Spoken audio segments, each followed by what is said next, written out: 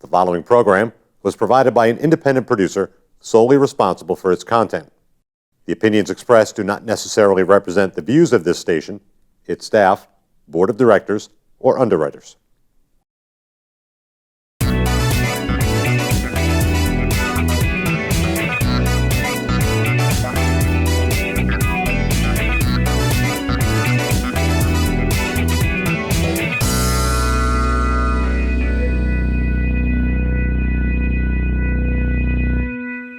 Welcome back to Chit Chatting with Jocelyn.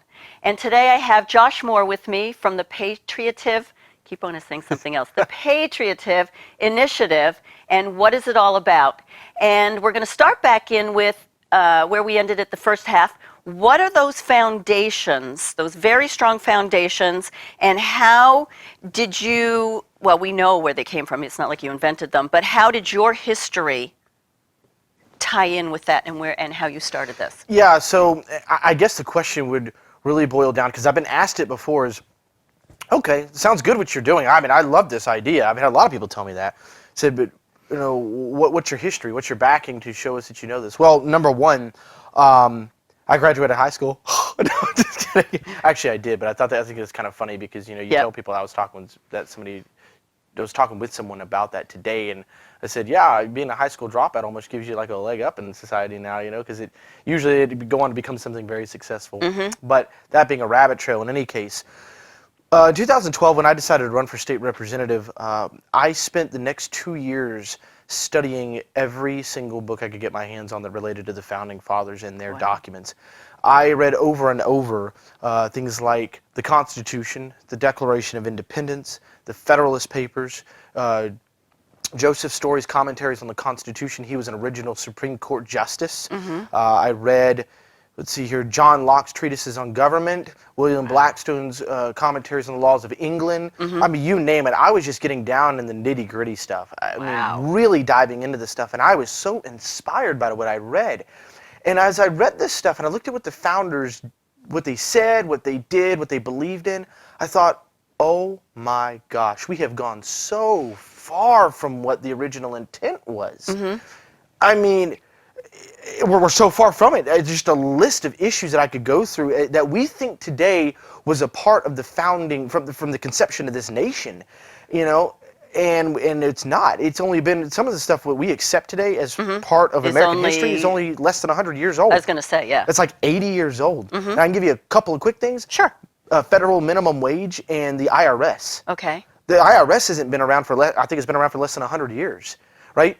And then you have the minimum wage has been around since 1938. You have Social Security, which everybody loves to death or seems to like.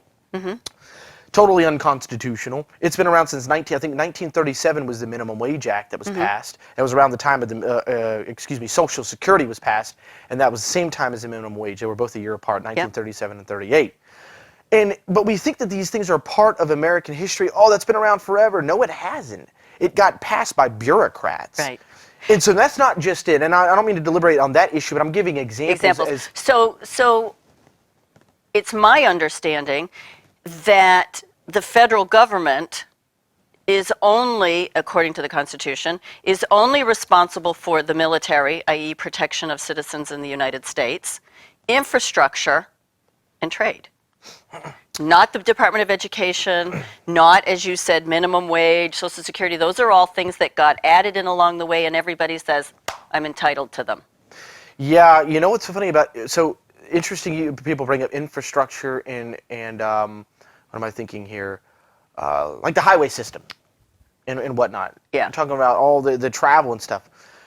Under Article 1 of Section 8, and I was just going back over this the other day, under Article 1, Section 8, there are 18 powers of the federal government. They're limited to 18 powers. None of them involve the environment, i.e. the EPA, education. Correct. There's nothing in there as far as infrastructure. You might be able to wrap up some of the stuff, yeah, I mean, I might not have but the right it's word really there, hazy. But, yeah. That's not even that was actually under FDR, okay. with part of the New Deal when they started putting the infrastructure together. We've only had the highway and the interstate system since the late 1930s, early 1940s. Right. You know, I mean, really, Again, that's less than 100 years. yeah, that's what I'm saying. We think about this stuff. Oh, this has been around since the founding era. No, it hasn't. You know, and there's nothing wrong with it. I'm not saying, oh, so should we just get rid of the interstate system? No. No. But we should seriously take a step back from what we're doing and stop moving forward so quickly by just throwing Adding off stuff powers in. and Yep. authority to the federal government that they don't have, constitutionally speaking. So we have to look into it that way. But kind of going back to what I was talking about a minute ago about the history, I've dove into this stuff, and this stuff has helped me. I got elected from it twice, you know, and it's not just me teaching this stuff. We're talking about people from all across the state. We're going to be bringing in people who understand this stuff, just like myself, Right. and are passionate about it. And expertise is in Yes. that rather than Absolutely. Jack of I mean, all people can look at trades my and voting master of record and none. see how I voted. I voted Yeah. very constitutional, you know. I mean, all the down the board, it was it'd fantastic. be nice if everybody did. I wouldn't it? know. Or at least thought about it for half a second. Yes, that's exactly right.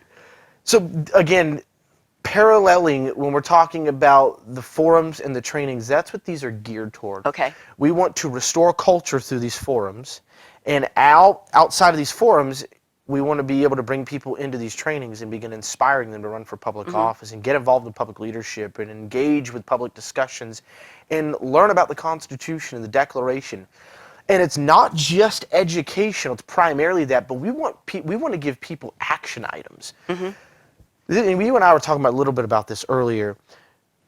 I think this relates to a lot of the viewers because there's people probably sitting here thinking to themselves, yeah, okay, this sounds great, but I'm one person. I feel like I don't have a voice. I mean, you as a politician or former politician, somebody who was elected, how much did you really get done? You know, did you pass any laws? Did you and your colleagues even collectively pass laws since you're the elected officials that have bettered our state? In some cases, yes. In a lot of cases, no. We had a hard time getting stuff passed. And that is the whole point.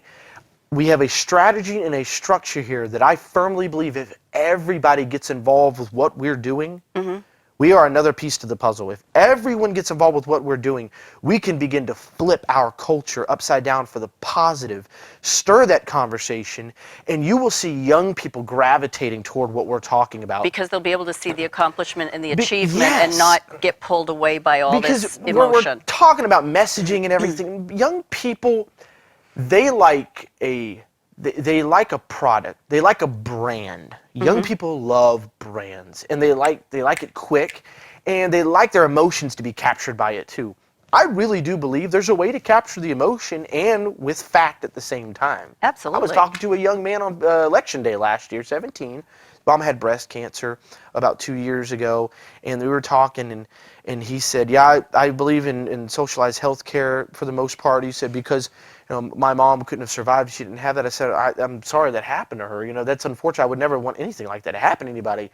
However, I said, what if I told you that your mom could have treated her breast cancer with money that she would have had and done it constitutionally by not having had Obamacare, which is unconstitutional in the first place? And he said, yeah, I would really like that. You know, now to him, he's probably thinking right off the bat, well, why would it matter whether it's constitutional or not? I just want my mom to survive. The problem is a lot of people, like this young man, became kind of emotional because they think, I just want mom to survive, which is fantastic. I get that. I want your mom to survive too.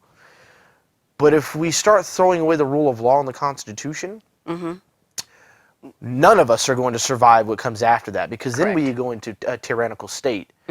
And then we do get cancer, because some people are going to get it, and you're not going to have anything to treat it because you have a communist state.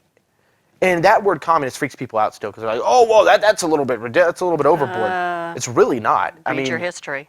Yeah, it's really not. We have people right now that are admitting to being democratic socialists, which is a cute word for being a socialist. So it's kind of like new math and new math and integrated math. Just change the that's first exactly word right. so that, once the people catch on, let's just change the name so they think it's something new. This is the same thing. That's it's still exactly right. socialism, which leads directly to communism. Yep. That's it. It's a hop, skip, and a So jump. we have all these issues going on, and I believe that these young people will be inspired when they come in and they start hearing these facts, and they start hearing what's happening and how you relate it to them, and how it relates to their everyday life. These issues, these constitutional issues, you know? And that they can affect some change, not have to rely on somebody else to do That's it, right. and then be disappointed or then be upset or be like, well, that's not what I really thought it was. And that's the problem, is that we're not equipped, we don't have the knowledge and the tools to hold certain people accountable if we're not running, and to question that, and to be comfortable even with our own beliefs. Yeah.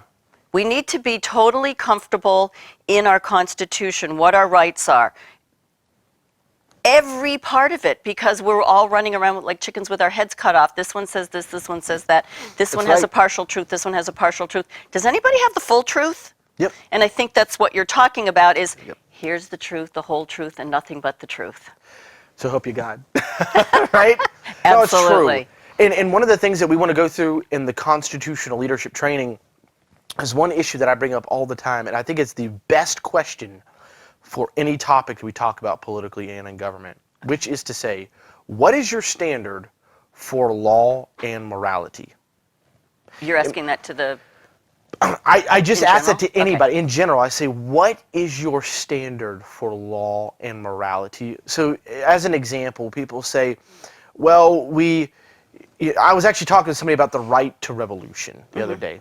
And, you have certain people in other political parties who will say, oh, well, you guys talk about being law-abiding citizens, yet now you're telling us you'll take your Second Amendment and revolt if you don't get your way. Well, yes, we are talking about that, but we're justifying our actions of revolt based on a standard. What is that standard? It's based on the Constitution. What is the Constitution? It's a list of our natural rights. It's enumerated civil rights. The First Amendment through the 10th Amendment, right? Our Bill of Rights, right to liberty, life, and the pursuit of happiness, and freedom of religion, and your Second Amendment, and right to a fair and speedy trial, the whole bit. These are important. That's process. our stand. Yes, that's a due process. That's our standard that we have today. Right. And so So not the standard of the lobbyists or the That's correct. corporation, Okay. or your clique. Right. So It has to all come back Here's to. the standard on which, let's say, the left will typically base their justification of disobeying laws. They'll say, because it's morally right to do it. It's Whose morally morals? right. It's morally right to save this life. It's morally right to protect this person or that person. Well, that is the good question. Say, well, whose morality? Well, it's just human decency. Well, what is that human decency based Which on? human? What standard are What you human? basing your Yeah. morality on? Exactly. Now- So the good example, the big example that everybody knows is that the wall, and I don't That's want to get into a discussion of right or wrong, but the wall is immoral. Really? Where'd you get that moral tidbit from? And what are you basing it on? Again, is that a feeling? Again, you're and that's exactly just right. it. It's all words. based on feelings, and our feelings change. You have one feeling to the next any given day. We're very emotional beings. All of us, we're all human. We're very emotional beings. So if we allow our public policy to be run by our everyday feelings and emotions, nothing is going to be consistent. Which is why you have gender. And it'll shift and change. Yes, that's exactly right. That's why you have gender confusion today, because one day somebody thinks, well, I feel like a girl today. Now I feel like a boy. I don't know. I'm so confused. He goes, Yeah. well, all you got to do is look down, pull the pants down and see what's down there and go, oh, that's what I am. Now I need to begin to think that way. And figure out what it is. I'm a male. I need to think like a man. I need to know the mandate of what a man is supposed to do, the provision, responsibility, raising my sons and daughters, protecting my wife. Oh, I'm a woman. I need to understand the job of a female, the wife, right? Nurturing and being the backbone of that family, and assisting with the husband and loving, being best friends with him and nurturing the kids, that whole bit. Oh, Lord, feminists freak out when they say, the role of a woman? Are you trying to put... No, there's actually a biblical role, and yes, the standard is the Bible. There's actually a biblical role for a man and a woman. One is not above the other. Correct. One has a vision for the family. The other has the backing and the nurturing for the family, and that's beautiful. God made it that way. So you have to have a standard for law and morality.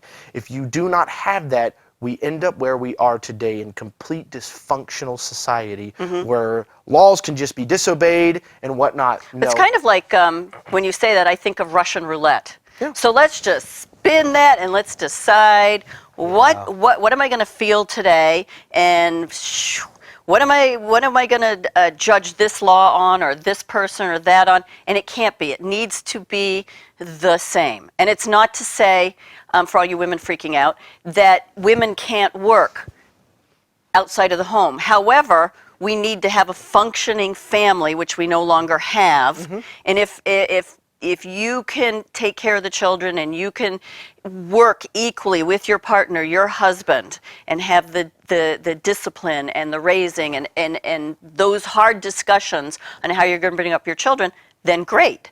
But don't feel pressured into it, because all day I've done both. I've been married and I've worked outside the home. I was a stay-at-home mom, and I did it according to what my family needed at the time. Yep. But there were always discussions. Is this right? What are we going to do? United front. This is what we expect from the kids. This is what they expect from us. And that's the backbone of society. It's the backbone of morality, is to have functioning families, and we don't have them. That's exactly right. It's funny you brought that up, because I tell people, I said, the root of every single problem in our nation goes right back to the family. Every single problem we experience, all the way up to foreign policy and how we affect that overseas and whatnot, it all comes back down to the family. Every single bit of it, in the faith. Our belief in God really is in nation as a whole.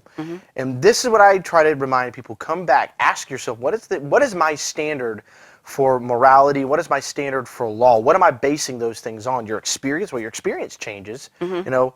So well, it's also based on everybody's what's going got their own on experience around you. Yeah. So obviously I'm older than you, so what I base my opinions and experience on is totally different than my boys and you. That's exactly right. So that's a sliding scale. Yes, it is. It's a sliding scale from hour to hour, day to day, week to week. So again, what is that solid foundation? It is the Constitution, it is the Federalist Papers, and it's based on the Bible. That's right. That's exactly right. So here's where we go when we're talking about unity, because this is what I hear a lot. People say, we just, the politicians in D.C. need to just come together, and I'd love to remind people, well, they're not. That's likely not going to happen until you do something about it. And the only way you can do something about it is if you go talk to your family and friends and begin to inspire and encourage them and educate them as well, based on what you should know. Not necessarily you, but anybody out there who may not know it. And it's not an insult to people. It just seems very clear to me, because we're losing our nation. So clearly either people don't know enough or not doing enough. And I think it's a little bit of both. Or you're assuming that what you were taught was foundational. That too. And so you can't assume. No, you can't. So I need to go back and say, no, wait a minute, I'm not interpreting. I interpreted that, and I shouldn't be interpreting that. I should be following what the First Amendment says, what the Second Amendment says. There should be no interpretation. It is what it is, and I need to be reminded to go back. Everybody needs to go back and say, wait a minute, did I learn that correctly? Yeah. Or am I, being bullied? And I mean that in a true sense. Bullied? Am I being pushed around and insulted and told that I don't understand this by someone that I don't even know? Correct. And so in the Patriot Initiative, we would absolutely oppose bullying as far as information goes. I firmly believe in having a civil and respectful discussion about these issues, and especially as we're educating with the Constitution and Declaration of Independence, the standard for law and morality, how to engage in a conversation. It's so important. And when people are talking about unity, our values in this nation have to be very similar. We are now at a point where it is tyranny versus freedom. That is the problem. How did tyranny creep around the corner? It crept very quickly. It really, well, it's been coming for decades. But it seems like it escalated. But it's been brewing the last several years a lot. And that's what we have to do. We have to come back and understand, okay, how do we bring civility and respect to these conversations? How do we begin to discuss this? Well, the first and foremost, we have to know what our standard for law and morality is going to be. Because if we can't have that standard and at least establish that standard, then you're going to have somebody come at you saying, for instance, Well, what if 5 years from now somebody says, I believe murder is totally fine. If you want to look at somebody you don't like how they look, you can kill them right on the spot. Well, people say, well, that's a bit of an extreme. Well, no, really it's not, actually, because Look at what's happening look right at what now. happened with the Virginia governor on abortion. People thought, how could you say something like that? I agree with them, but are people really shocked that a governor or a politician in general, this stuff has been, I'm surprised Out there, it it's took, just blatantly. I'm surprised it took this long for a politician to finally admit that they're okay with killing a baby outside of the womb. Of course they believe that. Are people really shocked that this is happening? Well, I think that it's sensationalizing. It really is. And it makes them popular. It really does. And that's what it seems. I'm going to give you another example, and this is a really touchy topic for a lot of people because it's socially acceptable today, and I don't believe it is. I do not accept it. I love people, but homosexuality is a really big topic, and I'm just going to provide an example. Prior to the 1980s and before, homosexuality was considered a mental disorder. Well, then it became accepted late 80s, early 90s, right? And they were more like, just don't make fun of it. We just want to live in peace in society. Okay, and then it said, well, can you not make fun of us? Okay, can you accept us? Sure. Will you embrace us now? Okay, we'll embrace you, fine. And now it's, shut up. I want to force you to bake a cake for me. And now I want to force you to use the proper pronouns that I think are relevant to my feelings. And if you don't listen to me, you're going to go to jail for it. Yeah. Okay, so that's all happened in the last 30 years. I'm 29. I was born in 1989, so we're basically since the time I was born. Yeah, I'd agree. Right. Well, okay, so this is the same logic I use. I said, so if in 30 years it went from homosexuality being considered socially unacceptable and a mental disorder to now completely normal, and in fact, if you disagree with them, you're a jerk and you could potentially go to jail. What makes people think that murder won't become that? What makes people think rapists won't be accepted in society eventually? And people say, well, okay, that's getting ridiculous. No, it's really not. Well, look at everything that's happening in our society today. People need to really open up their eyes because this stuff is coming down swiftly. I mean, pedophilia is already being viewed. That was going to be the next word out of my Pedophilia is mind. already being talked about by certain public figures nationally, saying that to make it we socially should acceptable. make it socially acceptable. Child molestation is becoming that. It's disgusting. But when you have a broken moral society and you don't have a standard for morality, so if you read your history, do what you feel was right. Takes you right back to Rome. Yes, it does. Rome, Greece, the whole bit. And the Bible. I mean, we look back at Sodom and Gomorrah. Yep. You look back at the Israelites. I mean, they over and over. So you've got two very strong examples. You do.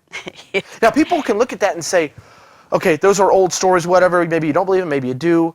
But you can look at the 1980s, because I'm sure there's people watching this right now that are much older than me that can look at the culture back then and say, he wasn't born then, but he's right. That's exactly how it was. I can tell you for a fact it was. That's exactly how it was. And I can tell people, back when I was in high school, it wasn't nearly what we are today. I mean, I was made fun of when I just simply said I don't agree with the homosexual lifestyle. And they were like, oh, you bigot. And I thought, whoa, can we just have a discussion about this? First Amendment. Yeah, free speech, exactly. And you're entitled to what you believe, but you're not entitled to force it on anybody else. Right. Now, so when it comes to that, the students are more than welcome, and they have a right to call me names and push back on me and everything. They're allowed to do that or whatever. It's rude, and the teacher has every right to say, order in the room, let the gentleman speak, whatnot, and they should be respectful.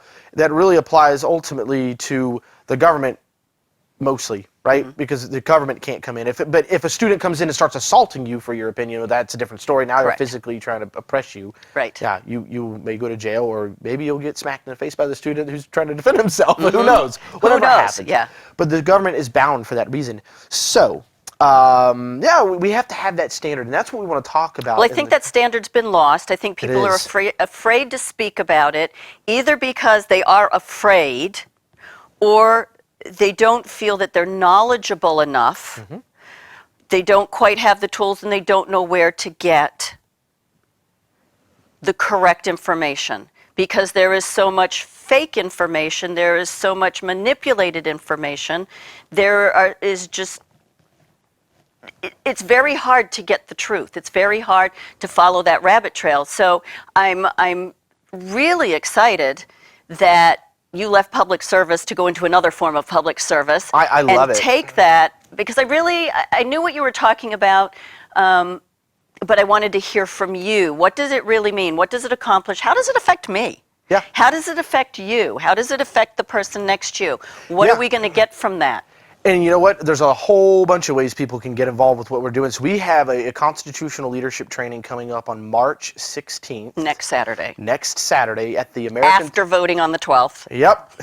At the Americans for Prosperity office in Manchester. That's the Americans for Prosperity office in Manchester from 10 a.m. to 1 p.m. Oh, that okay. event is on our website currently, thepatriotinitiativeusa.org. That's thepatriotinitiativeusa.org. And so they could register online for that. They could register online, sign up to get involved and whatnot if they want to run for public office or get just more check it information out. or just check it out. More than welcome to do that. It's free. People can show up. And we'll be putting out our forums and events here in the very, very near future, in the next few days actually, or sooner than that, on the climate change forum that we have coming up. In April. In April, yep, we got that coming up. We have just a whole list of issues, all kinds of things that are coming down. We are all about changing and restoring the culture and a constitutional government. That's what we're about. We have young people on our team that are excited. That's awesome. I mean, nationally, I've got people from D.C. I've got phone calls with this week that are calling us up saying, what do you guys got going on up there? That's pretty cool. I like what I'm hearing. And it's fantastic. Lots of things happening. So people can join on. If they want to volunteer for an event, they're more than welcome to sign up. They can do so. It's excellent. We're looking forward to it. I think so. And I like the fact that we have varied ages, young to old, that are wanting to re-engage, relearn from the bottom up. Because we're not going to affect any change if we don't start from the bottom up. Yep. You can't just start at the top and start, whack-a-mole and start That's knocking right. people out. We have to start from the bottom, but we have to know what we're talking about. We have to know what our goal is and how do you get there. And it's not just simply, I'm going to run and I'm going to change anything. You need to know constitutionally why these things have happened and how they need to be adjusted or fixed or gotten rid of. That's exactly We need right. to be not afraid to be getting rid of some of these rules and laws that have been on the books forever and either sunsetted or they have absolutely no application now, and not just keep rewriting everything and slapping another stamp on it and slap a sticker on it and we're going to change this and just making the pile higher and higher. We need to begin to reduce the laws in the books. We need to begin to deregulate this, the things that are happening, the state and whatnot. You gotta pull regulations off businesses. You've got to get people in there who are going to vote the right way and make sure that the government is fulfilling its very strict responsibility, and that the culture and society can take on the rest of the issues. Correct. The church is supposed to be taking on all the social issues, the community, the It families. always did until... Yep, until we allowed the government, we gave government the reins on that, and Correct. the government oppresses us, and then we wonder, why is the government doing this? Because we let it happen. I mean, we, the people, have the reins of the federal government and the state government. We gave it over. We gave it up. We became complacent. Well, exactly. And we also need to remember you have to vote. Yeah. And if you're not sure about it, then get together with a couple of people. And again, don't emotionally do it. Understand the biggest thing after morality and law is taxes. We are being taxed on every single solitary thing. You get taxed on when you buy something. You get taxed on your cell phone. You get taxed on your electricity. You get taxed on your cable. You get taxed on your house. You get taxed on your gas. I read the list, and the list is huge. So it's not just the tax on that you're paying, the state tax and the federal tax. You got Medicare tax. You got Social Security tax. You got this tax. The list is huge, and it's no longer one hand in your pocket. They got two hands in your pockets, and then insulting you and saying, well, if we don't get this, you're not going to educate your kids. Or if you don't pay for this, wow, there's not going to be health care for all. We need to step back and say, at what point do we start destroying ourselves totally so none of that works? And I think we're right on the precipice of that. I think so. That in trying to fix everything and do everything for everybody at the expense of some, we're standing on that edge where we could destroy everything. And we need to pull back, go back to the principles, back to what you said the law and the morality is, and think carefully, slowly, methodically, and constitutionally, and Yeah. make sure that we're checking that we're staying to that standard. That's exactly right. We've got to get right Yeah. back to it. I believe we can. There is hope for this future. I think there's plenty of people, but I think they're afraid, and I think they feel oppressed. Right. And I think they feel that they don't really have the tools they need. And that's why we exist with the Patriot Initiative. We want to empower people and equip them with the tools, the knowledge, and the understanding to be effective and principled in politics and government. And that even goes to for restore their educating your own culture. kids and your family. That's exactly right. That's what are you it boils teaching down them? to. What do you teach So them? tell us again one more time how people can get hold of you. Yep. It's the Patriot Initiative USA.org. That's the Patriot Initiative USA.org. And you're having on March 16th. March 16th, we're having our first constitutional leadership Nice. training in Manchester at the Americans for Prosperity office from Okay. 10 a.m. to 1 p.m. We also have our climate change forum coming up in April. Nice. Go to the website. It's very easy to navigate. You get involved section and the event section. We'll have all that up there available for people to register for the events. Excellent. And we're on Twitter and Facebook, so you can follow us there too. I love it. Yeah. Excellent. Thank you so much for coming in. Thank you for very much. explaining this to us. Patriot Initiative 101. Woo. And, everybody has to start somewhere, and we do. need to not be afraid to ask those questions. That's right. So thank you again. And I definitely want you to come back, especially right after the climate change. I And know. let's see what happened, because I think we might have quite the discussion to have then. I bet. I I'm bet. sure. So I want to thank everybody for listening in with Chit Chatting with Jocelyn. And thank you again to my guest, Josh Moore. And I want to wish you a great night, and we'll see you next week. The preceding program was provided by an independent producer solely responsible for its content. The opinions expressed do not necessarily represent the views of this station, its staff, board of directors, or underwriters.